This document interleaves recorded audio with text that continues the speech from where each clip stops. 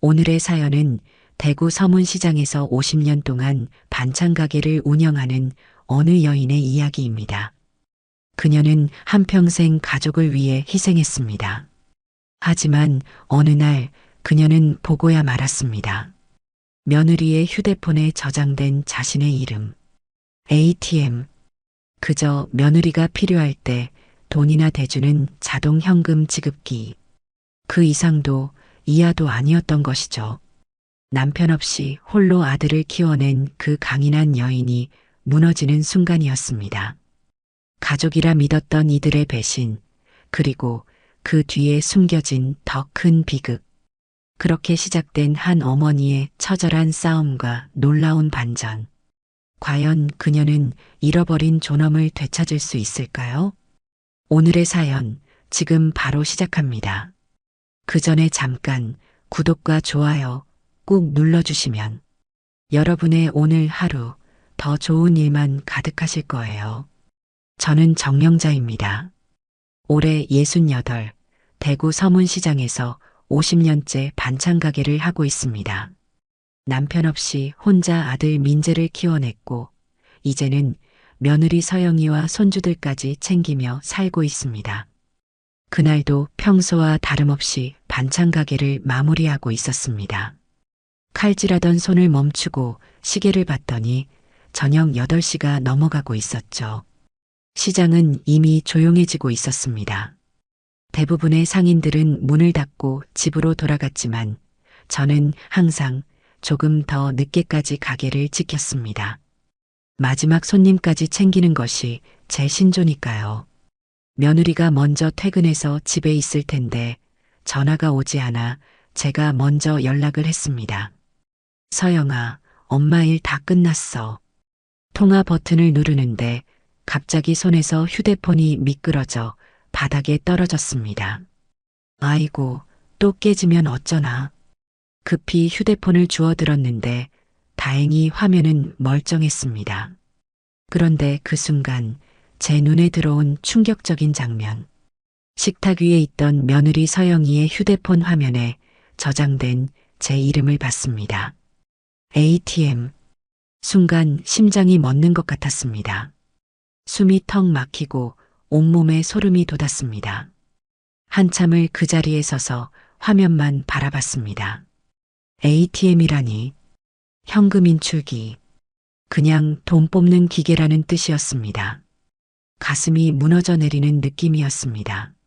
머릿속이 하얘지고 귀에서는 윙 소리가 들렸습니다. 그 순간 며느리가 주방으로 들어왔습니다. 어머니, 제 폰을 왜 보고 계세요? 목소리는 평소와 다름없었지만 눈빛은 날카로웠습니다. 저는 말없이 휴대폰을 내밀었습니다. 이게 무슨 뜻이니? 제 목소리가 떨리고 있었습니다. 며느리의 얼굴이 순간 굳었다가 이내 웃음을 지었습니다.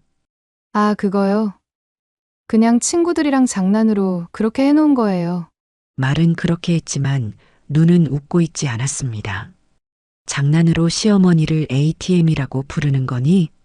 가슴이 찢어질 듯 아팠습니다. 요즘 젊은 사람들은 다 그래요. 어머니가 너무 민감하게 생각하시는 거예요. 며느리는 마치 어린아이를 달래듯 말했습니다. 제 마음속에서 뭔가가 툭 끊어지는 소리가 들리는 것 같았습니다. 50년간 반찬 가게에서 손끝이 닳도록 일하며 아들 민재를 키웠습니다. 손은 거칠어졌고 허리는 굽었지만 아들을 위해서라면 견딜 수 있었습니다. 대학 보내고 취업시키고 결혼시키고 그 모든 과정에서 제 통장은 늘 비어갔지만 가족을 위한 일이라 생각하며 기꺼이 내줬습니다. 명절마다 생일마다 기념일마다 봉투를 챙겼습니다. 아들 내외가 전세집 구할 때도 제가 큰 맘 먹고 아파트를 사줬습니다.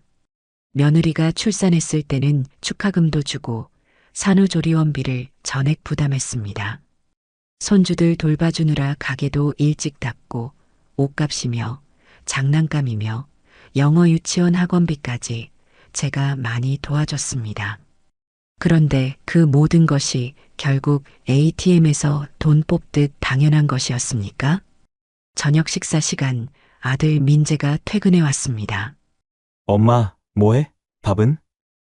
평소 같았으면 얼른 달려가 밥상을 차렸겠지만 그날은 움직일 기력이 나지 않았습니다. 오늘은 좀 피곤하다. 목구멍이 메어 더 이상 말이 나오지 않았습니다. 민재는 의아한 표정을 지었습니다. 왜 그래? 무슨 일 있어? 그때 며느리가 말했습니다. 오빠, 어머니가 제 폰 보시다가 연락처에 ATM이라고 저장해 놓은 거 보고 섭섭해 하세요. 아들은 한숨을 쉬더니 말했습니다. 엄마, 요즘 젊은 애들 다 그래. 그런 거 갖고 서운해하지 마. 아들의 무심한 반응에 가슴이 더 아팠습니다. 다 그런다고? 어머니를 돈 뽑는 기계처럼 여기는 게 정상이라는 거니? 목소리가 떨려 나왔습니다. 아이, 그런 뜻이 아니라 그냥 장난으로 그러는 거지. 민재는 핸드폰만 들여다보며 대충 얼버무렸습니다. 그 순간 저는 깨달았습니다. 이 집에서 제가 어떤 존재인지를 삼시세끼 챙겨주고 생활비에 용돈까지 대주고 명절마다 봉투 쥐어줘도 저는 그저 돈줄이었습니다. 그 자리에 사람이 아닌 기계가 있어도 충분했던 겁니다. 제가 없어도 제 마음이 없어도 돈만 있으면 되는 그런 존재. ATM. 그날 밤 반찬 가게로 돌아와 혼자 앉아 있었습니다. 시장은 이미 텅 비어 있었고 어둠 속에서 가끔 고양이 울음소리만 들렸습니다. 칼질도 손에 잡히지 않았습니다. 눈물이 자꾸 흘러내려 마른 행주로 몇 번이나 닦았습니다. 가게 유리창에 비친 제 모습이 너무 초라해 보였습니다. 평생 가족을 위해 살았다고 생각했는데 정작 가족에게는 기계 취급을 받고 있었습니다. 저는 ATM이 아닙니다. 저는 사람입니다. 어머니고 시어머니고 할머니입니다. 그리고 이 가게의 주인입니다. 하지만 그때까지만 해도 저는 몰랐습니다. 이것이 시작에 불과하다는 것을, 훨씬 더 큰 배신이 기다리고 있다는 것을 시장 골목을 걸어 나오며 문득 생각했습니다. 내가 50년 동안 진정 누구를 위해 살아온 걸까? 그 질문에 답을 찾기 위한 여정이 이제 막 시작되려 하고 있었습니다. 그날 이후로 일주일 정도가 지났습니다. 며느리의 휴대폰을 보고 충격을 받았지만 겉으로는 아무 일 없는 척 지냈습니다. 하지만 마음속은 계속 쓰라렸고 가슴 한구석이 무너진 듯한 느낌이 들었습니다. 시장에서 일하다 보면 여러 소문이 들리기 마련입니다. 이날도 평소처럼 장사를 하고 있는데 옆 가게 주인이 말을 걸어왔습니다. 정 여사, 서문시장 입구에 새로 생긴 카페 가봤어? 인테리어가 참 예쁘더라. 아니, 무슨 카페? 카페 포엠이라고 젊은 사람들로 북적이던데. 정 여사 며느리 동생이 한다던데. 순간 머리가 핑 돌았습니다. 며느리 동생이라면 서영이의 남동생 현우. 카페를 연다는 얘기는 들은 적이 없었습니다. 점심시간을 이용해 얼른 시장 입구로 향했습니다. 과연 그곳에는 화려한 간판의 카페 포엠이 자리 잡고 있었습니다. 유리창 너머로 보니 세련된 인테리어에 비싸 보이는 커피 머신과 예쁜 의자들이 놓여 있었습니다. 문을 열고 들어가자 향긋한 커피 향기가 코끝을 스쳤습니다. 카운터에는 낯익은 얼굴, 며느리의 남동생 현우가 서 있었습니다. 사장 어르신, 어떻게 오셨어요? 사돈 총각의 얼굴에 당황한 기색이 역력했습니다. 사돈 총각, 이게 다 뭐예요? 카페를 열었네요? 아, 네. 작게 시작해봤어요. 언제부터 준비한 거예요? 나는 한마디도 못 들었는데 그때 안쪽에서 사돈이 나왔습니다. 아유, 사돈, 오셨어요? 우리 현우가 열심히 준비했어요. 한번 구경하세요. 겉으로는 환영하는 목소리였지만 눈빛은 전혀 그렇지 않았습니다. 가게를 둘러보니 모든 것이 고급스러웠습니다. 원목 테이블, 수입 커피 머신, 브랜드 의자. 이 정도면 돈이 꽤 많이 들었겠네요. 사돈은 웃으며 말했습니다. 많이 들었죠. 하지만 서영이가 많이 도와줬어요. 시어머니 찬스 덕분에 우리 현우도 이제 사업가 됐네요. 그 말에 가슴이 철렁 내려앉았습니다. 시어머니 찬스라니.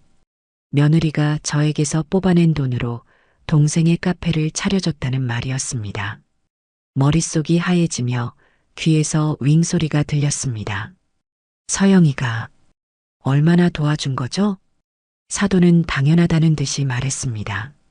이것저것 다 합치면 2억은 넘을걸요? 인테리어랑 장비값이 많이 나갔거든요. 숨이 막혔습니다. 2억이라니. 며느리가 종종 친정에 좀 보태야 한다며 돈을 요구했던 기억이 떠올랐습니다. 그때마다 저는 아낌없이 주었습니다. 그런데 그 돈이 이렇게 쓰였다니.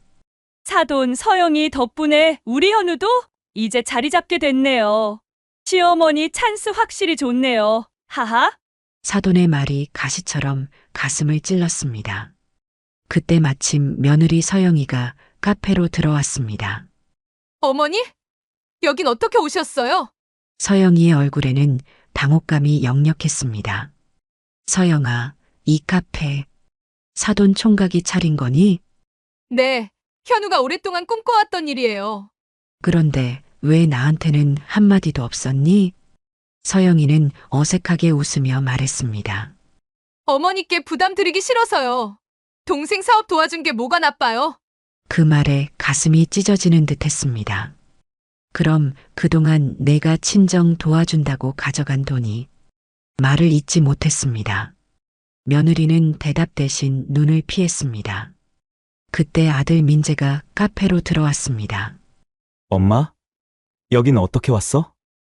너도 알고 있었니? 아들은 눈을 피하며 말했습니다. 그냥 서영이가 동생 좀 돕고 싶다고 해서. 나한테는 왜 말하지 않았어? 엄마가 괜히 걱정할까봐. 그냥 커피집 하나인데 뭐. 그 말이 더 아팠습니다. 그냥 커피집이 아니었습니다. 제 피와 땀으로 번 돈으로 차린 카페였습니다. 서문시장에서 50년 동안 반찬을 팔며 모은 돈이 이렇게 쓰일 줄은 몰랐습니다. 엄마, 너무 예민하게 생각하지 마. 우리는 가족이잖아. 가족이라는 말이 이제는 공허하게 들렸습니다. 가족이라는 이름으로 저를 이용한 것 뿐이었습니다. 카페를 나오는데 다리가 후들거렸습니다. 시장으로 돌아가는 길에 주머니 속 휴대폰이 울렸습니다. 민재였습니다. 엄마, 서영이 마음 상했어. 왜 그렇게 말했어? 제 마음은 이미 무너져 내렸는데 아들은 며느리 편만 들고 있었습니다. 민재야, 엄마 오늘은 말하기 싫다. 전화를 끊고 시장 골목에 주저앉았습니다. 지나가는 사람들의 시선도 느껴지지 않았습니다. 그저 가슴이 너무 아팠습니다. 내가 준 돈이 이렇게 쓰였구나. 며느리는 나를 ATM으로 여겼고 아들은 그것을 묵인했습니다. 그리고 사돈은 당연하게 여겼습니다. 가족의 의미가 무너지는 순간이었습니다. 그런데 이것은 시작에 불과했습니다. 더 큰 배신이 기다리고 있었으니까요. 카페 사건 이후 저는 집으로 돌아가지 않았습니다. 가게 뒤편에 있는 작은 방에서 며칠을 묵었습니다. 아들에게 전화가 왔지만 받지 않았습니다. 사흘째 되던 날 민재가 직접 가게로 찾아왔습니다. 엄마, 왜 집에 안 들어와? 전화도 안 받고. 민재의 목소리에는 걱정보다 짜증이 묻어 있었습니다. 이제 와서 뭐하러 왔니? 뭐가 이제 와서야? 엄마가 연락도 없이 안 들어오니까 온 거지. 내가 없으니까 불편했구나. 엄마, 왜 그래? 서영이 동생 카페 차린 거 가지고 그렇게 화낼 일이야? 아들의 말에 가슴이 찢어지는 듯 했습니다. 민재야, 그게 중요한 게 아니야. 너희가 나를 어떻게 생각하는지가 문제야. 엄마, 우리 지금 바빠. 그냥 집에 들어와. 손자들도 할머니 보고 싶어 해. 정말 그래? 아니면 용돈 줄 사람이 필요한 거니? 민재의 표정이 굳었습니다. 엄마, 진짜 너무하네. 우리가 엄마를 뭐라고 생각하는데? ATM. 돈 뽑는 기계로 생각하는 것 같은데?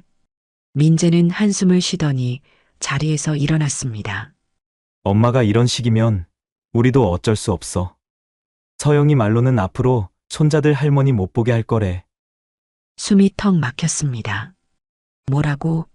손자들을 못 보게 한다고? 엄마가 너무 예민하게 구니까 애들한테 안 좋은 영향 줄까봐 그런데. 아들은 그 말을 남기고 가게를 나갔습니다. 손자들을 볼 수 없다니. 제 핏줄, 제 전부나 다름없는 아이들을 볼 수 없다니. 다리에 힘이 풀려 의자에 주저앉았습니다. 눈물이 마를 새 없이 흘러내렸습니다. 가슴 속에서는 무언가가 완전히 부서지는 소리가 들리는 것 같았습니다. 다음 날 시장에 나가자 주변 상인들의 시선이 느껴졌습니다. 오랫동안 알고 지낸 옆가게 박 씨가 다가왔습니다. 정 여사, 며느리랑 사이 안 좋아졌다면서? 그런 소문이 났나 보네. 에이, 요즘 젊은 애들 다 그렇지 뭐. 정 여사가 그동안 돈 많이 퍼줬잖아. 그러니까 당연히 여기는 거지. 그 말이 위로가 아닌 비난으로 들렸습니다. 내가 퍼줘서 문제라고요? 아니, 그게 아니라. 그래도 가족인데 이제 와서 왜 그러냐고.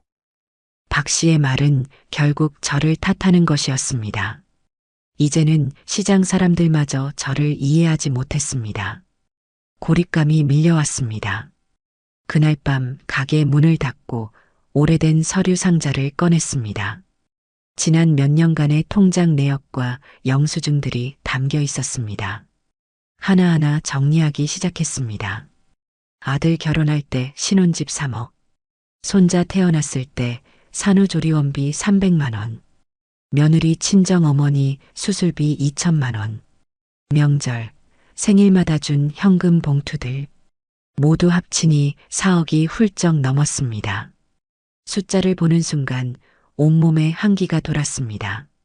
이게 다 내가 준 거구나. 가슴이 무너져 내렸습니다. 50년 동안 모은 돈의 대부분이 가족이라는 이름으로 빠져나갔습니다. 그런데 서류 더미 속에서 낯선 종이 한 장을 발견했습니다. 대출 계약서였습니다. 제 이름으로 된 5천만 원짜리 대출 서류.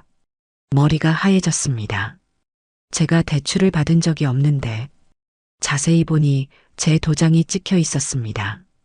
아들과 며느리가 제 도장을 가져가 대출을 받은 것이었습니다. 세상이 무너지는 느낌이었습니다.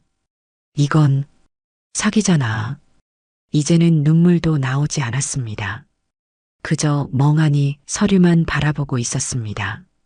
그때 문득 가게 밖에서 들려오는 웃음소리가 들렸습니다. 고개를 들어보니 카페 포엠 앞에 서 있는 현우와 서영이 모습이 보였습니다. 손을 맞잡고 웃는 모습이 눈에 들어왔습니다. 제 돈으로 차린 카페 앞에서 그들은 행복해 보였습니다. 하지만 저는 여기서 무너지고 있었습니다. 휴대폰을 꺼내 손자들 사진을 보았습니다. 할머니가 보고 싶은데, 그런데 이제는 그 아이들조차 볼 수 없다니. 정말 가족이란 무엇일까요? 누군가의 돈을 빼앗고 그 사람을 버리는 것이 가족일까요? 손이 떨렸습니다. 몸 전체가 떨렸습니다. 난 정말 아무것도 아니었구나. 시장의 불빛이 하나둘 꺼져가는 밤. 텅 빈 가게에 홀로 앉아 저는 완전히 무너져 내렸습니다. 날이 밝자 저는 결심했습니다. 이대로는 안 된다고. 이대로 당하고만 있을 수 없다고.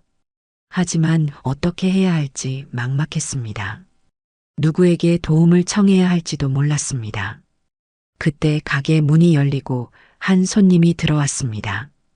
정 여사님, 오늘은 왜 이렇게 얼굴이 어두우세요? 시장 구석 분식집 박춘자 할머니였습니다. 30년 넘게 서로 알고 지낸 시장의 이웃이었습니다. 괜찮아요. 그냥 좀 피곤해서. 하지만 더는 참을 수 없었습니다. 눈물이 왈칵 쏟아졌습니다. 박춘자 할머니는 가게 문을 닫고 제 옆에 앉았습니다. 무슨 일인지 말해봐요. 내가 들어줄게. 그리고 저는 모든 이야기를 털어놓기 시작했습니다. 박춘자 할머니는 제 이야기를 끝까지 들어주었습니다. 눈물 섞인 목소리로 모든 것을 털어놓는 동안 한 번도 말을 자르지 않았습니다. 다 말하고 나니 가슴이 조금 가벼워진 듯 했습니다. 정 여사, 그래서 지금 그 돈 다 어디로 갔는지 확실히 알아? 박춘자의 질문에 고개를 저었습니다. 확실히는 모르죠. 그냥 준 돈이니. 그 돈 다 줘놓고 뭐라도 증빙은 남겼나? 그 말에 멈칫했습니다. 증빙이라니, 가족에게 돈을 줄 때 증거를 남기는 사람이 어디 있나 싶었습니다. 무슨 증빙을 남겨요? 박춘자는 깊은 한숨을 내쉬었습니다. 아이고, 나도 옛날에 당해봤다, 아이가. 당했다고요? 그래. 내 며느리가 보증을 서달라 해서 섰다가 집 날릴 뻔했지. 박춘자의 말에 귀가 쫑긋해졌습니다. 어떻게 하셨어요? 증빙이 있었어. 보증 서류, 문자 메시지, 녹음까지. 변호사가 그거 보고 도와줬지. 박춘자의 눈빛이 달라졌습니다. 정 여사, 문자나 카톡 남은 거 있나? 돈 달라고 했던 거. 곰곰이 생각해보니 있었습니다. 며느리가 종종 보냈던 어머니, 친정에 좀 보태야 해서요라는 문자들. 있어요. 휴대폰에 남아있을 거예요. 계좌 이체 내역이나 통장 기록은? 그것도 다 있어요. 어제 정리했거든요. 잘 됐네. 그러면 이제부터 그거 다 모아. 문자, 통장, 계좌 내역, 대출 서류까지. 희미한 희망이 보이는 듯 했습니다. 그런데 그걸 모으면 뭐가 달라져요? 박춘자의 눈빛이 반짝였습니다. 달라지고 말고. 정 여사, 당신 지금까지 얼마나 당했는지 알아? 그거 사기라고. 형사고발도 가능해. 심장이 쿵 내려앉는 느낌이었습니다. 형사고발이요? 그래도 가족인데. 가족? 가족이 당신한테 뭘 해줬는데? ATM으로 부르고 돈 빼가고 손자도 못 보게 하겠다고? 그 말이 가슴에 꽂혔습니다. 맞습니다. 그들에게 저는 가족이 아니었습니다. 내가 법률구조공단 아는 사람 있어. 상담 한번 받아보자. 돈도 안 들어. 박춘자의 말에 희미한 불씨가 피어오르는 듯 했습니다. 정말 도와주실 거예요? 당연하지. 내가 당신 50년 봐왔는데 이렇게 무너지는 꼴 못 봐. 박춘자는 손을 꼭 잡아주었습니다. 정 여사, 세상에 가만히 당하고 사는 사람만 있는 줄 알아? 그거 다 모아서 내일 아침에 만나자. 그날 밤 오래된 서류 상자를 다시 꺼냈습니다. 통장 내역, 카드 영수증, 현금 인출 기록을 하나하나 정리했습니다. 핸드폰을 뒤져 며느리와 주고받은 문자들도 찾아냈습니다. 어머니, 친정에 좀 보태야 해서 3천만 원만 부탁드려요. 어머니, 현우 취업 준비 때문에 학원비가 필요해서요. 어머니, 친정어머니 수술비가 갑자기 필요해졌어요. 이런 문자들이 수십 개 쌓여 있었습니다. 모든 문자를 캡처해 폴더에 저장했습니다.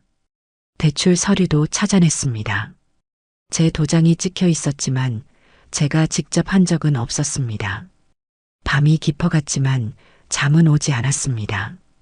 가슴속에서는 분노와 슬픔, 그리고 이제는 작은 희망이 뒤엉켜 있었습니다. 이대로 무너질 순 없다. 아침이 밝았습니다. 박춘자가 약속대로 가게로 찾아왔습니다. 다 모았나? 고개를 끄덕이며 폴더를 내밀었습니다. 박춘자는 자세히 살펴보더니 만족스러운 듯 고개를 끄덕였습니다. 이거면 충분해. 이제 법률구조공단 가보자. 시장을 나서는 발걸음이 무거웠습니다. 정말 가족을 고발하는 것이 옳은 일일까 하는 망설임이 들었습니다. 정 여사, 머뭇거리지 마. 당신이 가만히 있으면 그 사람들은 더 파고들어. 그래도 민재는 제 아들인데. 아들? 그 아들이 당신 도장 훔쳐서 대출받은 거 알고 있어? 그 말에 가슴이 철렁 내려앉았습니다. 맞습니다. 아들은 제 도장으로 대출을 받아 가족에게 사기를 쳤습니다. 법률구조공단에 도착했습니다. 박춘자가 아는 상담사가 저희를 반갑게 맞아주었습니다. 어서 오세요. 박 여사님 오랜만입니다. 모든 서류를 보여드리고 상황을 설명했습니다. 상담사는 심각한 표정으로 자료를 검토하더니 말했습니다. 이건 명백한 사기죄에 해당합니다. 대출 서류에 도장이 찍혀 있지만 본인이 한 적이 없다면 명의도용에도 해당해요. 그럼 어떻게 해야 하나요? 우선 증거 보존이 중요합니다. 이 모든 자료는 잘 보관하셔야 해요. 그리고 고발장을 작성하실 수 있습니다. 머리가 어지러웠습니다. 정말 아들과 며느리를 고발해야 한다니. 꼭 고발해야 하나요? 그건 선택이지만 이런 상황이 계속된다면 더 큰 피해를 입으실 수 있습니다. 상담사는 친절하게 설명을 이어갔습니다. 카페 자금으로 들어간 돈도 증빙이 있다면 민사소송으로 돌려받을 가능성이 있습니다. 박춘자가 제 손을 꼭 잡았습니다. 정 여사, 이제 결정해야 해. 계속 당할 거야? 아니면 싸울 거야? 그 순간 제 안에서 무언가가 바뀌는 느낌이었습니다. 평생 참고 살아왔던 제가 아닌 새로운 저를 만나는 순간이었습니다. 싸우겠습니다. 박춘자는 환하게 웃었습니다. 그래, 그게 내가 아는 정 여사지. 이제부터 시작이야. 법률구조공단을 나오며 가슴이 뜨거워졌습니다. 이제는 더 이상 무너지지 않겠다는 다짐이 피어올랐습니다. 시장으로 돌아가는 길, 몸이 가벼워지는 느낌이었습니다. 이제 저는 달라질 것입니다. ATM이 아닌 정령자로 살아갈 것입니다. 법률구조공단 상담 이후 저는 완전히 달라졌습니다. 더 이상 슬퍼하거나 무너지지 않기로 마음먹었습니다. 박춘자의 조언대로 모든 증거를 체계적으로 정리했습니다. 문자 내역, 계좌 이체 기록, 통장 사본, 대출 서류까지 한 장도 빠짐없이 파일철에 차곡차곡 담았습니다. 매일 밤 가게에 남아 자료를 정리하는 동안 이상하게도 마음이 단단해졌습니다. 이제 더는 당하지 않을 거야. 저 자신에게 속삭이는 말이 점점 더 또렷해졌습니다. 법률구조공단에서는 분명히 말했습니다. 명의도용과 사기 혐의가 있습니다. 민사상 손해배상도 가능합니다. 대출 사기는 형사처벌 대상입니다. 이 말들이 제게 힘을 주었습니다. 시장에서의 제 모습도 달라졌습니다. 등이 더 펴졌고 목소리도 더 또렷해졌습니다. 상인들이 수군거리는 소리가 들렸습니다. 정 여사가 왜 저렇게 달라졌노? 뭔가 다른 것 같은데? 그러던 어느 날 오랜만에 며느리 서영이 가게로 찾아왔습니다. 문을 열고 들어오는 순간 가슴이 쿵 내려앉았습니다. 하지만 이제 더는 무너지지 않을 것입니다. 어머니, 오랜만이에요. 며느리의 목소리는 평소와 같았지만 눈빛은 차가웠습니다. 그래, 오랜만이구나. 제 목소리가 떨리지 않았습니다. 서영은 주변을 둘러보더니 말했습니다. 어머니, 이제 좀 편하게 쉬실 때도 된 것 같아요. 무슨 말이니? 이 반찬 가게도 이제 정리하시는 게 어떨까요? 순간 머리가 핑 돌았습니다. 이제는 제 가게마저 빼앗으려는 건가요? 하지만 이번에는 달랐습니다. 서영아, 이 가게는 내 명의야. 네. 이 가게는 내 이름으로 돼 있어. 증여도 안 했고 팔지도 않았어. 서영의 표정이 굳어졌습니다. 어머니, 그게 중요한 게 아니잖아요. 어머니 건강도 안 좋으신데. 내 건강은 내가 알아서 할게. 서영의 눈이 커졌습니다. 제가 이렇게 단호하게 나올 거라고는 예상하지 못했나 봅니다. 어머니, 너무 그러시면 민재 오빠도 마음이 아파요. 그래, 민재가 마음 아파한다고? 그럼 내 마음은? 가슴속에서 용기가 솟아올랐습니다. 서영아, 내가 그동안 얼마나 너희에게 졌는지 알아? 서영의 얼굴이 하얗게 변했습니다. 어머니, 무슨 말씀이세요?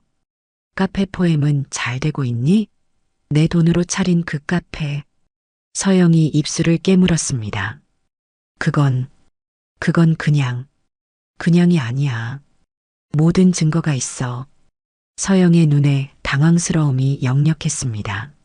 어머니, 우리 이런 얘기는 집에서 해요. 이제 와서 집에서?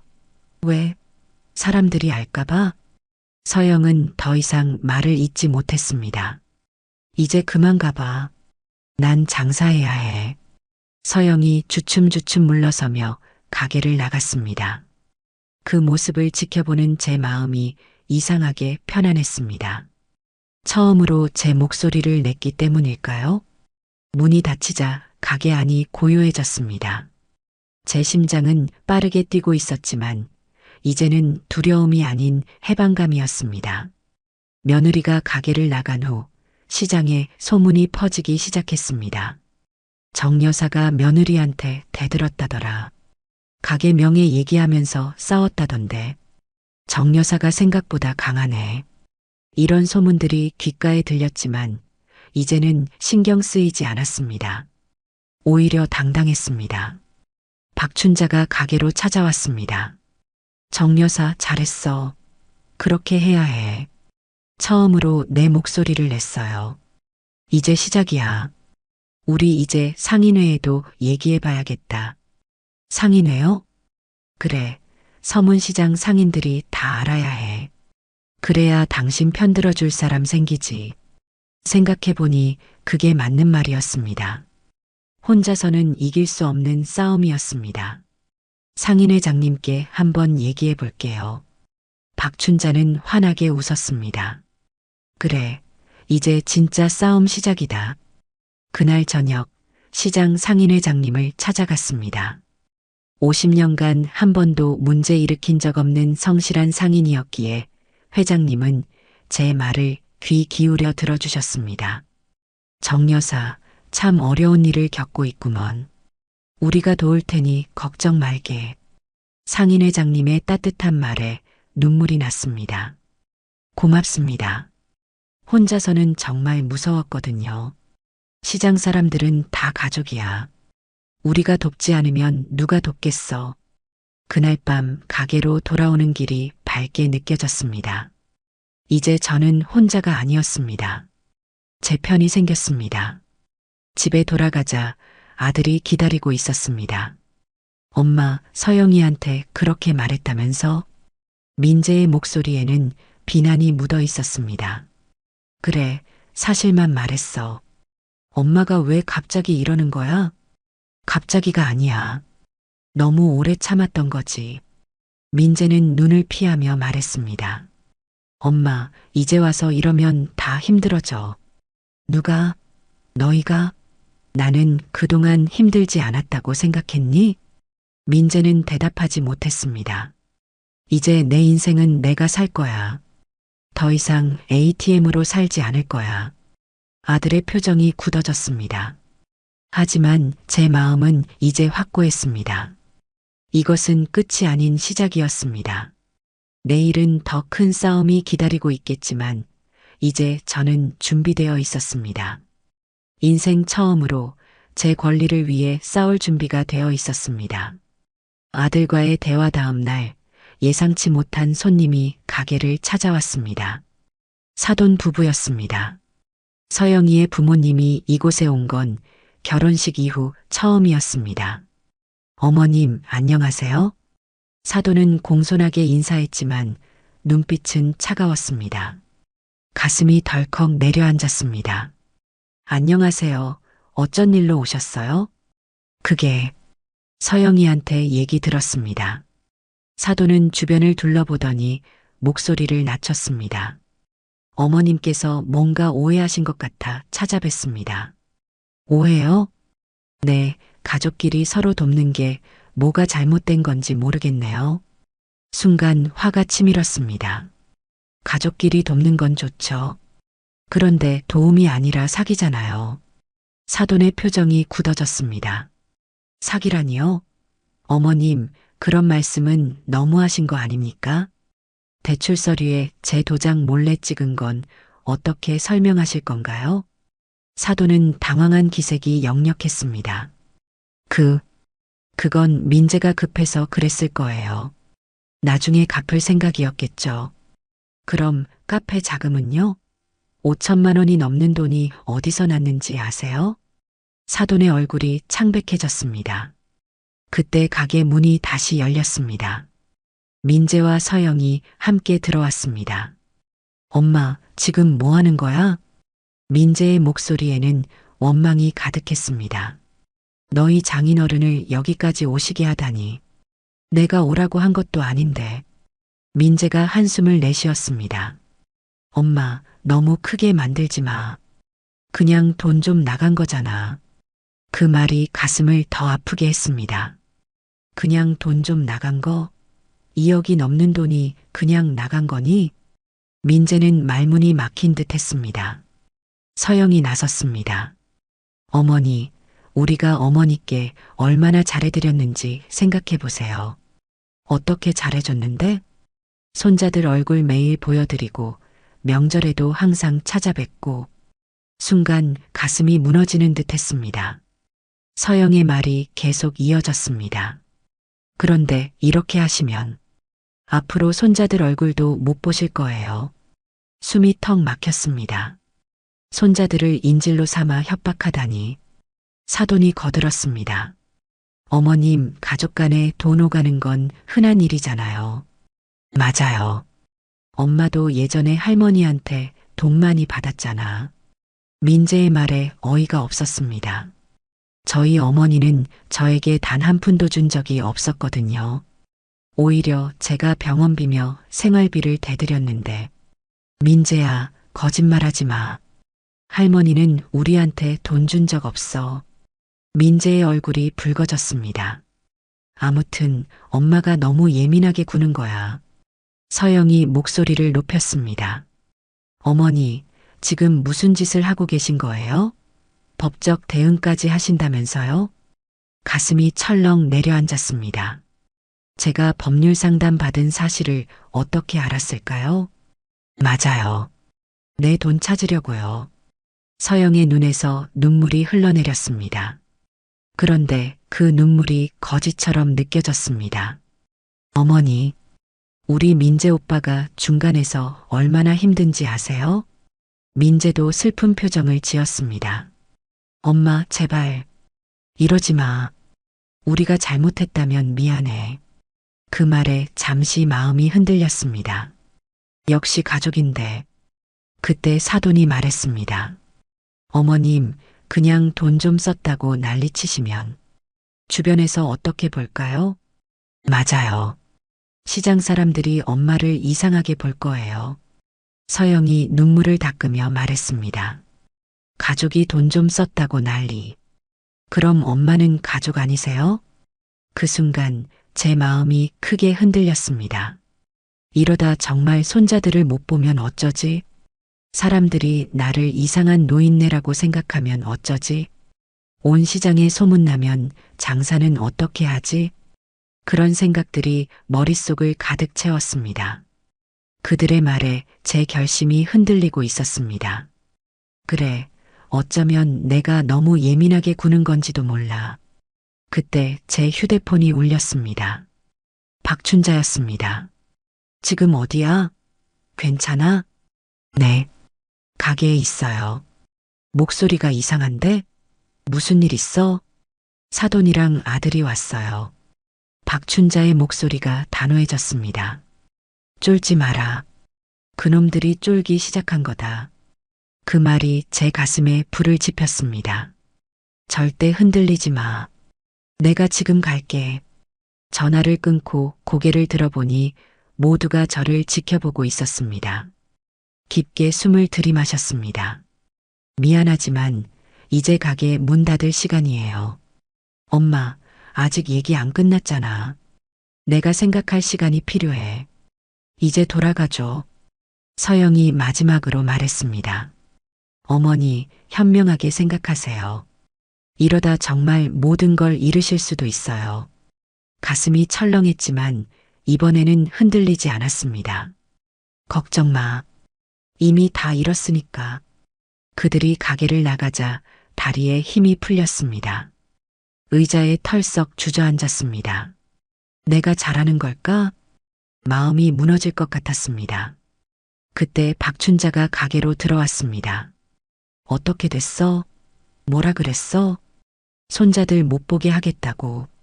박춘자가 제 손을 꼭 잡았습니다. 내가 무너지는 순간 그 사람들은 영원히 승리할 거야. 그 말이 제 가슴에 와닿았습니다. 이젠 내가 선택해야 해. 평생 당하면서 살 거야. 아니면 이번에 제대로 싸워볼 거야. 눈물을 삼키며 고개를 들었습니다. 싸울 거예요. 박춘자가 환하게 웃었습니다. 그래, 그게 내가 아는 정여사지. 그날 밤 저는 다시 한번 결심했습니다. 더 이상 물러서지 않겠다고. 내일은 더 큰 싸움이 기다리고 있겠지만 이제 저는 혼자가 아니었습니다. 다음 날 아침 서문시장 상인회 회의실에 모였습니다. 박춘자와 상인회장님의 주선으로 긴급 모임이 소집된 것입니다. 시장에서 50년 넘게 장사한 상인들 대부분이 참석했습니다. 회의실 문이 열리고 민재와 서영이 들어왔습니다. 사돈 부부도 뒤따라 들어왔습니다. 그들의 표정은 당혹스러움과 분노가 뒤섞여 있었습니다. 이게 무슨 상황이에요? 서영이 목소리가 떨렸습니다. 상인회장님이 자리에서 일어났습니다. 오늘은 우리 정 여사님 얘기를 들어보려고 모였습니다. 민재가 끼어들었습니다. 이건 가족 문제인데 왜 이렇게까지 해요? 상인회장님은 단호하게 말했습니다. 정 여사는 50년 동안 우리 시장의 가족이었소. 이제 말할 기회를 드리겠소. 모든 눈길이 저를 향했습니다. 심장이 터질 듯이 뛰었지만 이제 물러설 수 없었습니다.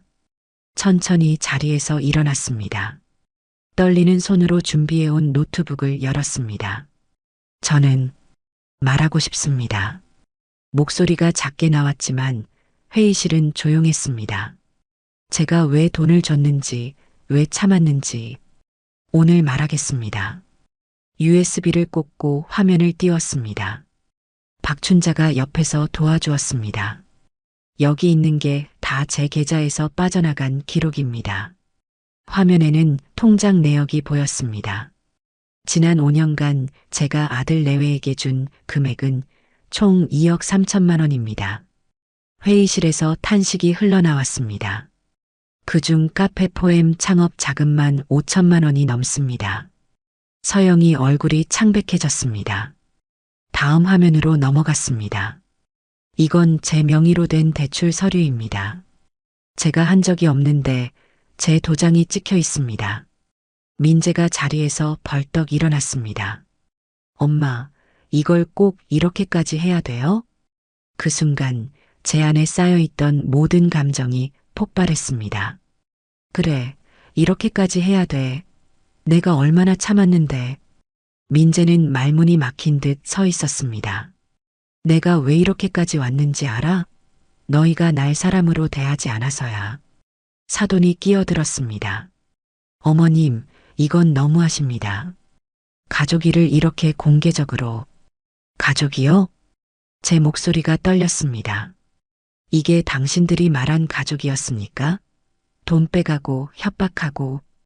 회의실이 조용해졌습니다. 나는 가족이라 믿었어요. 그래서 모든 걸 주었습니다. 눈물이 흘러내렸지만 닦지 않았습니다. 하지만 당신들은 날 한 번도 사람으로 대하지 않았어요. 서영이 고개를 숙였습니다. ATM. 그게 내 이름이었죠?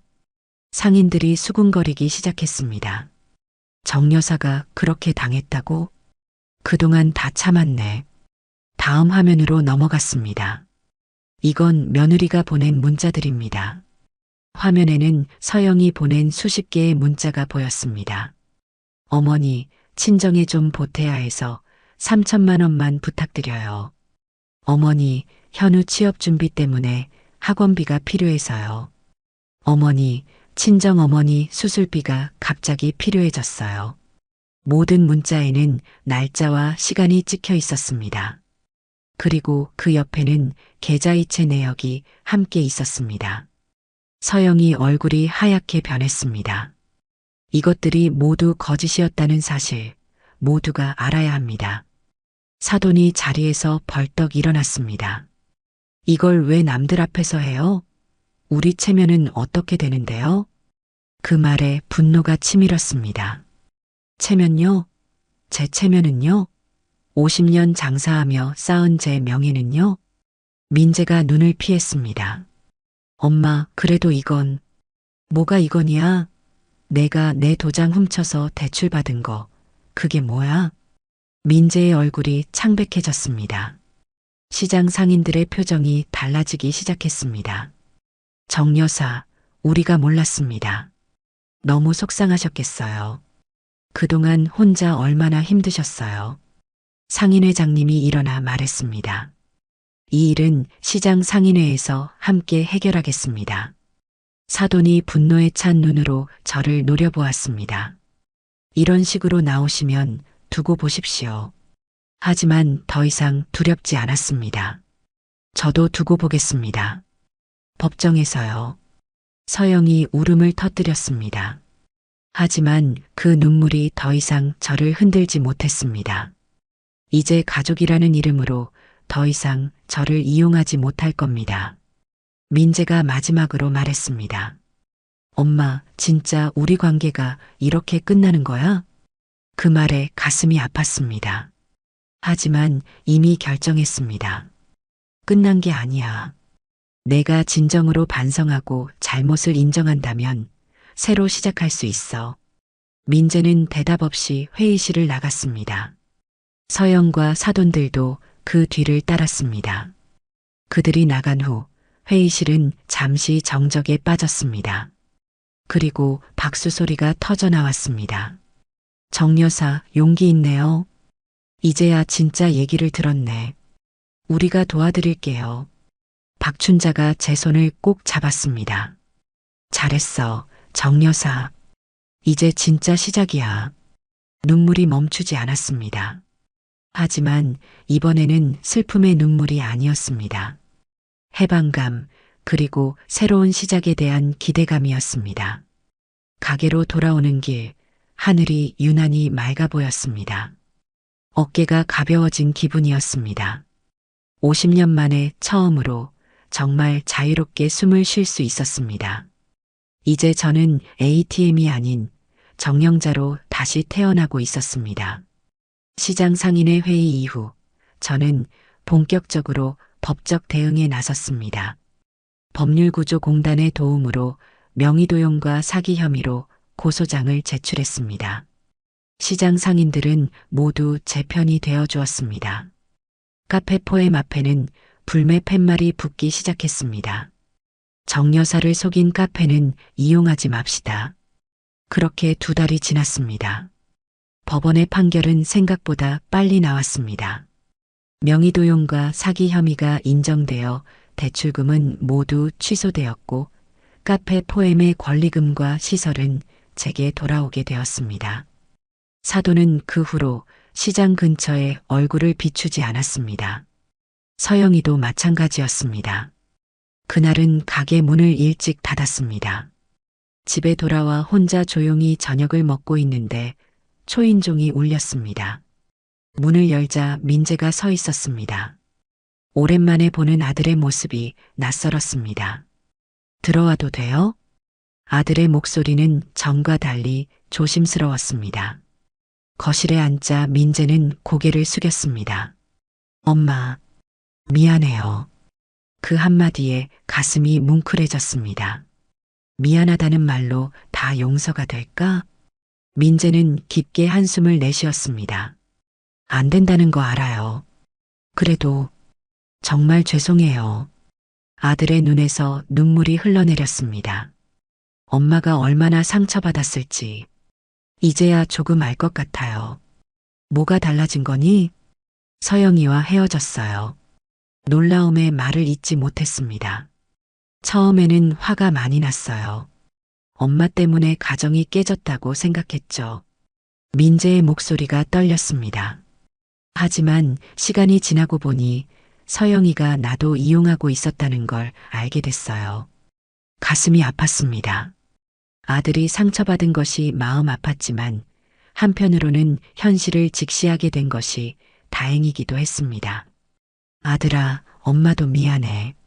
좀 더 일찍 얘기했어야 했는데. 민재가 고개를 저었습니다. 아니에요. 엄마는 잘못한 거 없어요. 내가 눈을 감고 있었던 거예요. 잠시 침묵이 흘렀습니다. 그런데 아이들은 어떻게 됐니? 그게 가장 궁금했습니다. 손자들을 생각하면 가슴이 미어졌으니까요. 손주들은 지금 내가 키우고 있어요. 서영이는 친정으로 돌아갔고 그 말에 안도의 한숨이 나왔습니다. 그래서 오늘은 손자들이 할머니 보고 싶다고 해서 민재가 휴대폰을 꺼냈습니다. 영상통화 화면에 손자들의 얼굴이 보였습니다. 할머니, 그 목소리를 듣는 순간 참았던 눈물이 왈칵 쏟아졌습니다. 우리 강이, 우리 하늘이 보고 싶었어? 손자들의 웃는 얼굴을 보니 모든 고통이 씻겨 내려가는 듯 했습니다. 할머니, 언제 와요? 할머니 반찬 먹고 싶어요. 곧 갈게. 할머니가 맛있는 거 많이 싸갈게. 통화를 마치고 민재가 말했습니다. 엄마, 다시 시작해도 될까요? 제가 잘못했습니다. 눈물을 닦으며 고개를 끄덕였습니다. 그래, 다시 시작하자. 다음 날부터 반찬 가게에 변화가 생겼습니다. 상인들의 지지 덕분에 손님이 부쩍 늘었습니다. 정 여사님, 용기 내서 잘하셨어요. 이제 더 잘 될 거예요. 매일 이런 격려의 말을 들으며 일했습니다. 박춘자가 아이디어를 내었습니다. 정 여사, 우리 같이 시니어 경제살림 교실 열어보자. 경제살림 교실이요? 그래, 우리 같은 할매들이 돈 관리 제대로 하게 도와주는 거지. 그 말에 가슴이 뜨거워졌습니다. 좋은 생각이네요. 저 같은 사람이 더는 없었으면 좋겠어요. 그렇게 시장 한쪽에 작은 교실이 마련되었습니다. 매주 토요일마다 나이 든 여성들이 모여 경제 교육을 받았습니다. 통장 관리는 이렇게 하세요. 가족이라도 돈 거래는 확실히 해두세요. 제 경험이 다른 사람들에게 도움이 된다는 사실이 기뻤습니다. 어느 날 민재가 가게로 찾아왔습니다. 엄마, 이거 봐요. 민재가 건넨 것은 새 간판 디자인이었습니다. 정영자 반찬집. 심장이 뛰었습니다. 50년 동안 그냥 서문시장 반찬가게로 불리던 제 가게가 이제 제 이름을 달게 된 것입니다. 어때요? 마음에 들어요? 너무 좋다, 민재야. 아들이 환하게 웃었습니다.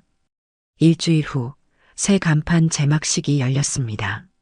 시장 상인들이 모두 모였습니다. 정영자 반찬집 오픈 축하합니다. 박수 소리가 시장에 울려 퍼졌습니다.